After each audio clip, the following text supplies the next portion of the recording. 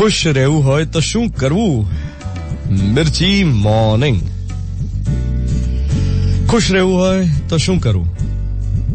આ સવાલના જવાબ પર જ તો દુનિયા ચાલે છે સાહેબ.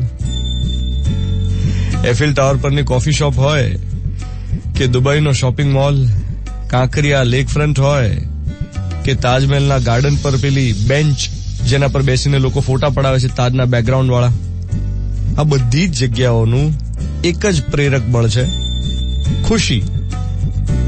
આખી દુનિયા ચાલે છે એક જ ઘટનાથી, how to make people happy. બહારથી મળતી ખુશીના તો અનેક પ્રકાર છે. પ્લેઝર મેળવવાની ઘણી બધી રીતો છે. સ્પામાં જવું, માલિશ કરાવી, મેનિક્યોર પેડિક્યોર કરાવવું, પોતાની જાતને સુંદર દેખાડવી, થીમ પાર્કમાં જઈને રોલર કોસ્ટરમાં બેસવું, આઈસ્ક્રીમ ખાઓ, પિક્ચર જોવું, પોપકોર્ન પેટમાં પધરાવવી, શોપિંગ કરવું, નવી ગાડી લેવી, આ બધા બહારના પ્લેઝર્સ. સોશિયલ મીડિયા પણ બહારનું પ્લેઝર જ છે.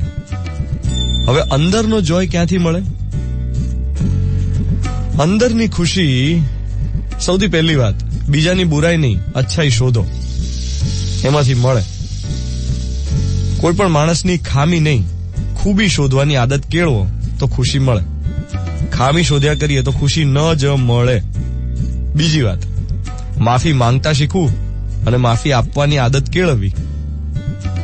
આપણે માફ નથી કરી શકતા, એમાં બહુ દુઃખી થઈએ છીએ, નાની નાની વાતોને પર્સનલી લઈ લઈએ એટલે માફ ના કરી શકીએ. બીજું, માફી માંગી પણ ના શકીએ, ઈગો નડતો હોય, કંઈક તો અટકતું હોય મનમાં. અને ત્રીજી વાત, મનને ગમે એ કરવું અને જે ગમે એમાં મન લગાડવું. ખાસ તો આપણે ગમતું કરતા જ નથી, ન ગમે એવું કર્યા જ કરતા હોઈએ.